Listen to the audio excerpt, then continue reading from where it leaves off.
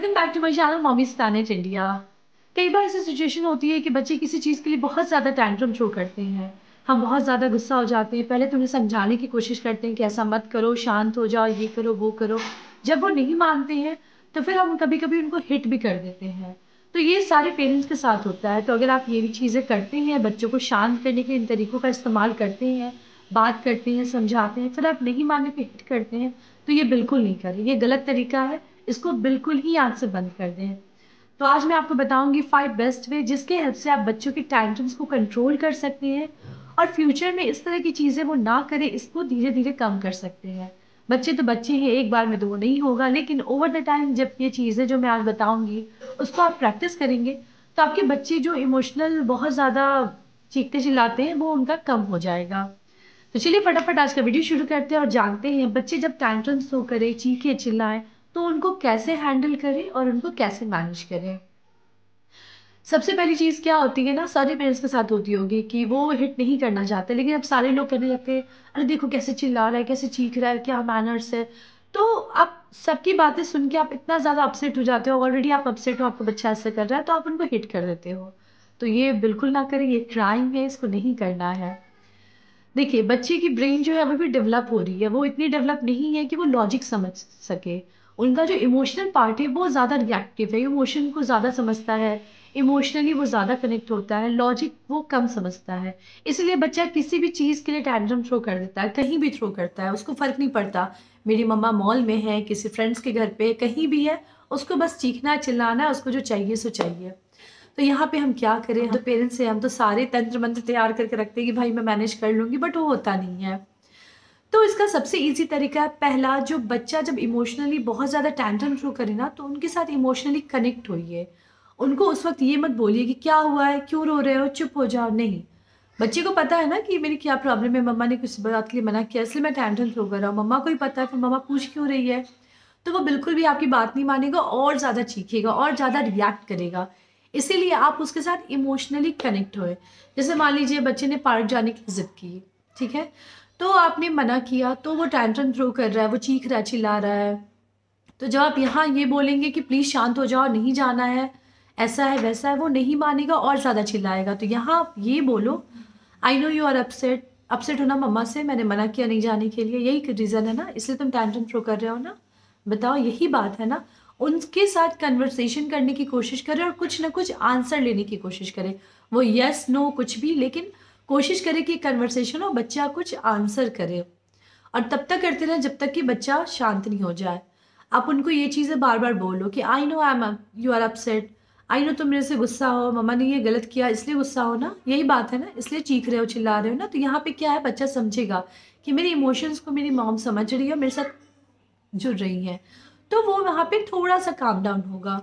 दूसरा आप क्या कर सकती हैं, दूसरा टिप ये है कि बच्चों के साथ जब आप इमोशनली कनेक्ट हो जाते हैं, इसके बाद आप लॉजिक पे बात करें, बिकॉज इमोशनल में बच्चा जब बहुत ज़्यादा चार्ज होगा वो लॉजिक नहीं सुनेगा। ऐसे भी उनका लॉजिकल पार्ट अभी डेवलप हो रहा है, तो बहुत ज़्यादा लॉजिक वो समझता नहीं है। तो एक बार इमोशनली कनेक्ट हो गया, तब आप लॉजिक पे आओ। लॉजिक आप क्या दे सकते हो, आपको पार्क जाना था, पार्क क्यों जाना था, ओके, आपको अपने फ्रेंड से मिलना था, आपको पता है अभी कोरोना बहुत ज़्यादा आ गया, आपके फ्रेंड्स भी नीचे नहीं आ रहे हैं, आपको पता है ये बात, देखो पार्क में कोई बच्चे नहीं हैं, सारे बच्चे घर में हैं। तो यहाँ पे आप बच्चों को अब लॉजिक दो। लॉजिक सुनने के बाद भी वो अपसेट दिखाएंगे, वो बिल्कुल अपसेट रहेंगे, उनका अपसेट होना जायज़ भी है। तो यहाँ तीसरा ट्रिक आप अप्लाई करेंगे, आप उनको चॉइसेस देंगे। कभी भी एक ऑप्शन ना दें, बच्चों को कम से कम 3-4 ऑप्शन दें और ये समझ के दें कि बच्चा क्या चूज़ करेगा। ऑप्शन में आप क्या देंगे, अच्छा ठीक है, आपके फ्रेंड्स भी नहीं आ रहे हैं, हम भी नहीं जा रहे, एक काम करते हैं, घर पे कुछ एक्टिविटी करते हैं, आपको क्या पसंद है, आपको कलरिंग करना है, you want to dance, you want to play with me, या फिर आपको कार्टून देखना है, आपको क्या करना है, आपको कार्टून देखना है, आपको कार्टून देखना है ना, चलो कार्टून देखते हैं साथ में। तो यहाँ पे अपने बच्चे के साथ इमोशनली कनेक्शन दिखाया, उसके बाद आपने उनको लॉजिक से समझाया और थर्ड आपने ऑप्शन दिया। तो आप देखेंगे बच्चा कार्टून पे तुरंत मान जाएगा, कभी कभी नहीं भी मानेगा, बट वहाँ पे हमें इमोशनली उनको टैकल करना है, उनको बहलाना है, फुसलाना है, फिर उनके साथ वो चीज़ करना है। तो यहाँ पे क्या हुआ, आपने उनको चॉइसेस देके उनको डिस्ट्रैक्ट किया, जिस चीज़ के लिए वो जिद कर रहे थे अब वो उनके दिमाग में नहीं है, अब वो दूसरी चीज़ में उलझ गए हैं। क्योंकि बच्चे की क्या है ना, लॉजिकल पार्ट बहुत ज़्यादा डेवलप नहीं है, तो बहुत ज़्यादा देर तक वो लॉजिक नहीं समझेंगे, इसलिए डिस्ट्रैक्शन बहुत ज़रूरी होता है। इमोशनल कनेक्शन, दूसरा लॉजिक और थर्ड हुआ डिस्ट्रैक्शन। फोर्थ में ये बोलूँगी कि कई बार बच्चे फिर भी नहीं मानते, बहुत चीखते हैं, बहुत चिल्लाते हैं, तो वहाँ पे आप उनको बाउंड्री बताओ, क्या उनकी बाउंड्री है, आप कितना अलाउ करोगे, कितना अलाउ नहीं करोगे। आप उनको ये ऑप्शन दो, आप उनको क्लियर समझाओ। यू वॉन्ट टू प्ले, आप मेरे साथ घर पे खेलो, पार्क जाना अलाउड नहीं होगा आज, आप बिल्कुल नहीं जा सकते हो, वहाँ पे कोरोना है, हम नहीं जाने देंगे। यहाँ पे आपको लॉजिक उनको समझाना ही है, बिकॉज वो ऑप्शन नहीं दे सकते ना उनको, क्योंकि हर बार वो ऐसा ही करेंगे, हर बार वो चीखेंगे। अगर आप हर बार उनको बोलोगे कि चलो ठीक है ले चलते हैं पार्क, तो वो फिर हर बार टेंशन थ्रो करेंगे। तो ये तो हमें रिपीट नहीं करवाना है बार बार। तो यहाँ पे आप उनको बाउंड्री बताओगे कि ये आपकी बाउंड्री है, इसमें आपको रहना है, ये चीज़ें हम कर सकते हैं, ये अलाउड है आपको, ये चीज़ें नहीं अलाउड है, जो ओवर द टाइम बच्चे समझने भी लगते हैं। पांचवी चीज़ मैं ये बोलूँगी कि हमें हर बार ना नहीं बोलना है। अगर वो किसी छोटी चीज़ के लिए ज़िद कर रहे हैं, जैसे वो लिख रहे हैं, उनको अब न्यू पेंसिल चाहिए, उन्होंने देख लिया कि एक न्यू पेंसिल भी आई है, तो वहाँ पे अगर आप दे सकते हैं तो आप दे दीजिए।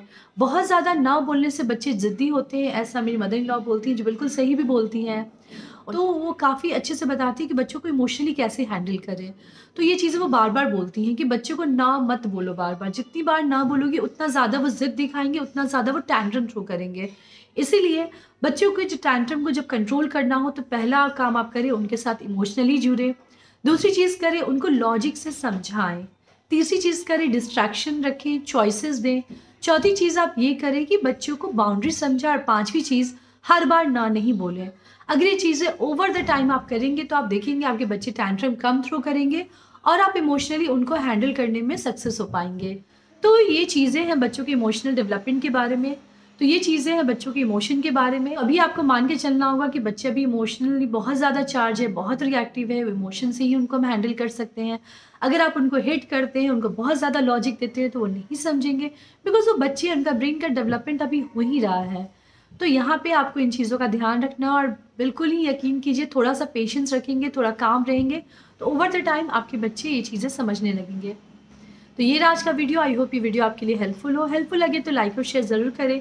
कुछ पूछना चाहते हैं, कुछ बताना चाहते हैं, कमेंट सेक्शन में ज़रूर लिखें। देखते रहें moms planet India. Thank you. देखते रहे moms planet India. Thank you.